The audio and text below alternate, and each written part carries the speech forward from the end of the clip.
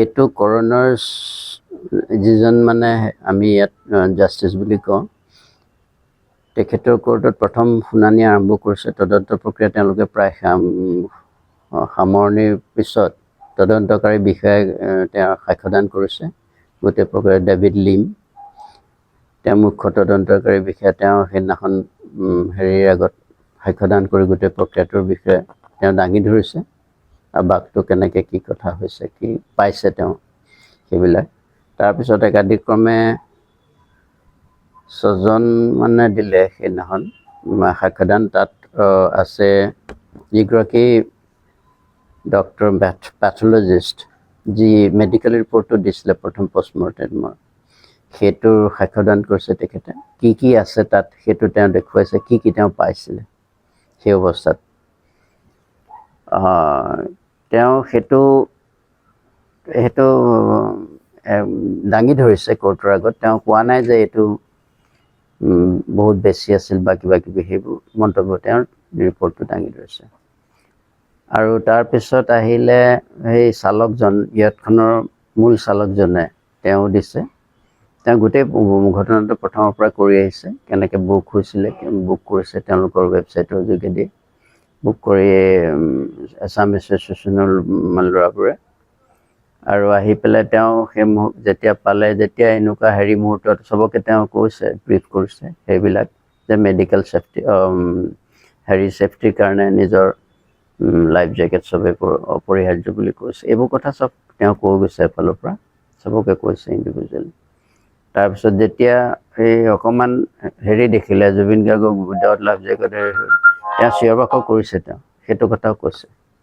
আৰু আল্টিমেটলি তেওঁ নদীত মানে সাগৰত তেওঁ নিজে জাপ গৈ পেলাই উদ্ধাৰ কৰিবলৈ চেষ্টাটো কৰিছে। সেইবোৰ তেওঁ ডিটেইলছ অভিজ্ঞতাটো দিলে। তাৰপিছত আমাৰ ৰূপকমল কলিতা, এজন প্ৰৱাসী অসমীয়া, তেওঁ নিজৰ সাক্ষ্যদান কৰিলে। তেওঁ কিয় দেৰিকৈ আহিছিল, অলপ তেওঁ পাৰিবাৰিক অলপ পৰিয়ালৰ অসুবিধা আছিলে, সেইটো কাৰণে এটেণ্ড কৰি পেলাই অলপ দেৰি হৈছিলে। লাষ্ট মোমেণ্টত তেওঁ আহি পাইছিলে। তাৰপিছত তেওঁ চিঞৰ বাখৰ কৰি আছিলে, ফূৰ্তি কৰি সেই মুহূৰ্তত কোনেও ভবা নাই তেনেকুৱা ধৰণৰ কথাটো কৈছে গোটেই কথাবিলাক। আৰু ভিডিঅ' কৰিছিলে, ভিডিঅ' কিয় তেওঁ মাজতে বন্ধ কৰিলে সুধিছিলে। এইটো আমি একেটা মানুহে কৈ থাকিব বুলি অইন এটাক দিলে, অইন এটাই কৰিলে। ভিডিঅ'ত তেওঁ ওলাইছে যিহেতুকে পিছত। আকৌ লাষ্টত যে কেতিয়া জুবিনৰ অন্তিম মুহূৰ্তকেইটা আমাৰ হাতত তথ্য নাই, সেইখিনি কিয় ভিডিঅ' নকৰিলে, সেইটো কথা ভিডিঅ'টো আমি পোৱা নাই দেখিবলৈ। সেইটো বিষয়ত মই সুধিছিলোঁ, বোলে এইটো তেতিয়া তেওঁ যিজন মেজিষ্ট্ৰেট তেওঁ ক'লে, এইটো বিষয়ত ভিডিঅ'গ্ৰাফী ইণ্টেনশ্যনলি বা গোটেই তেনেকুৱা ধৰণৰ কোনো কথা থাকিব নহয়। কোনোবাই কৰে, কোনোবাই নকৰে ভিডিঅ' সেই সময়তে ভিডিঅ'গ্ৰাফাৰজনে অফ কৰি দিলে বা তেনেকুৱাও হ'ব পাৰে বুলি কৈছে। গতিকে এইটো বিষয়ত কিবা এটা এতিয়ালৈকে বেলেগে কৰা নাই, ভবা নাই। তাৰপিছত মই বোলো যদি আছে সেইখিনি আমাৰ হেণ্ড অভাৰ কৰিলে ভাল হয়। আমি এখন পিটিশ্যন দিছিলোঁ, যিখন মই পঢ়ি শুনাইছিলোঁ। মোৰ লগত আছিলে, ৰাহুল গৌতম শৰ্মা আছিলে। পিটিশ্যনখন পঢ়ি শুনোৱাৰ পিছত সেইখনৰ মতে তেওঁলোকে কৈছে, অ'কে, এইটো বিষয়ত কি আমি আপোনালোকৰ সহযোগিতা কৰোঁ, সেইটো চিন্তা কৰিব লাগিব। আৰু আমাৰ আৰু কিবা কোৱাৰি আছে নেকি সুধিছিলে। আমি কৈছিলোঁ এইখিনিয়ে যে মূলতঃ বস্তুটো আমাৰ ক্ৰনলজিকেল অৰ্ডাৰ। ঘটনাটো একাদিক্ৰমে প্ৰথম ফ্ৰম ডে 1 to day 3 কি হৈছিলে, আমাক ডিটেইল এটা ডিছক্ৰিপশ্যন এটা আমি বিচাৰিছোঁ পৰিয়ালবৰ্গই। তাৰপিছত সেই ভিডিঅ'গ্ৰাফবিলাক যিবিলাক আছে, যিবিলাক সেইখিনি আমাক দিব পাৰিলে ভাল হয়। তাৰপিছত আৰু তেওঁলোকৰ আমি বিচাৰিছোঁ যে যিবিলাক মানুহ ইনভলভ আছিলে, তেওঁলোকৰ গভৰ্ণমেণ্টে সেই সকলোখিনিক মানে পুংখানুপুংখভাৱে এটা তদন্তৰ আওতালৈ আনি পেলাই কৰিব লাগে, যিটো আমি বিচাৰিছোঁ। কিমানজন মানুহক সিদিনা আৰু 20জনমান আছে বুলি মই গম পাইছোঁ।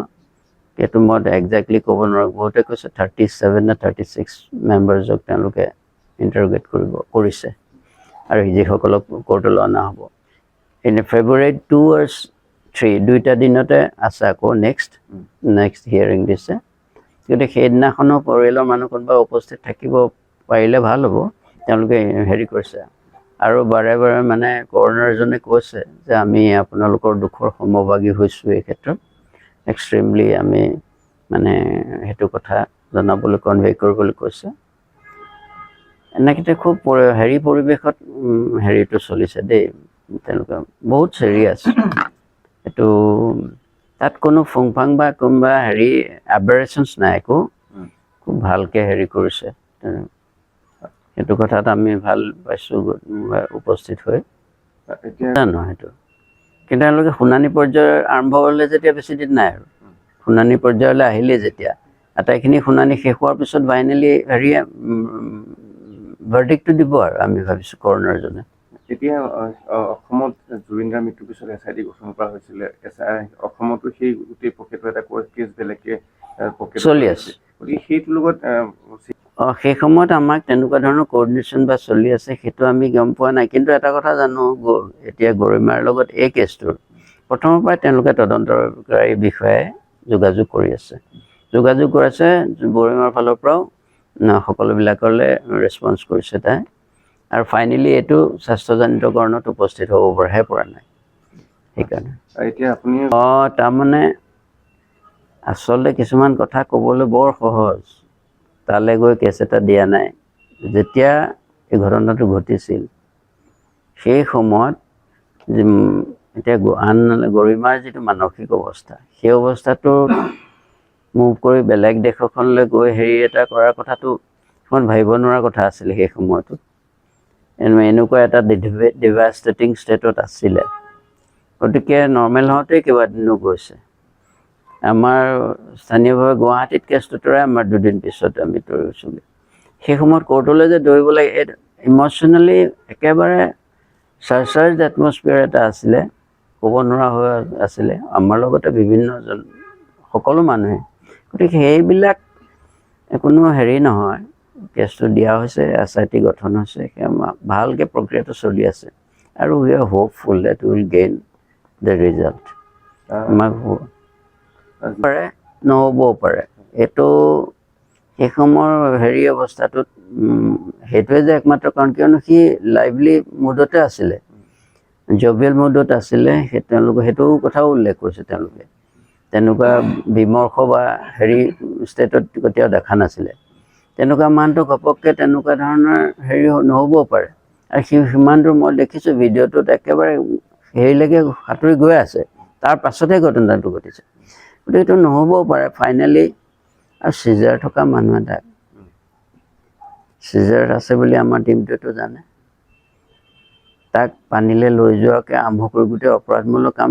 সেইটো অপৰাধমূলক কাম বুলিয়ে ধৰিব লাগিব তাৰ পাছতো তেওঁলোকে মেডিকেল যিখিনি হেৰি কৰিব লাগে সেইখিনি লগে লগে তৎকালে দিয়াত ব্যৰ্থ হৈছে বুলি আমি ভাবিছোঁ আৰু দ্বিতীয় কথা চিজাৰ হোৱা মানুহখিনিক CPR নে এইটো কৰিব নালাগে বোধহয় সেইটো মেডিকেল এক্সপাৰ্টে ক'ব পাৰিব ড্ৰাউনিং বুলি ভাবি লৈ পেলাই কৰিছে যেতিয়া এইটো বেলেগ কথা কিন্তু ভাবাৰ আৰু প্ৰেক্টিকেলি সেইটো কথাত কনচাল্ট কৰি ল'ব লাগিছিলে কিয়নো সি যথেষ্ট ইনজুৰি হৈছে বডিটো আৰু আমি এনেই সৰুৰ পৰা দেখি আছোঁ চিজাৰ হোৱা মানুহক কণ্টেক পিছতে সি সেইটো ৰিভাইভ হ'বলৈ তাৰ বডিটোৰ ভিতৰৰ পৰা এটা ফ'ৰ্চ হেৰি হয় আল্টিমেটলি আকৌ ভাল হৈ যায় সেইটো নকৰি ফটককৈ CPR টিপাৰ দি এইটো এটা মই ভাবিছোঁ যে মোৰ নিজৰ মনৰ কথাটো কৈছোঁ তো ভুল হৈছে এতিয়া আমি আশাবাদী আমি ৰৈ আছোঁ আশাবাদী অসম চৰকাৰে যিটো চিট গঠন কৰিছে গুপ্তাজীৰ আণ্ডাৰত তেখেতৰ ই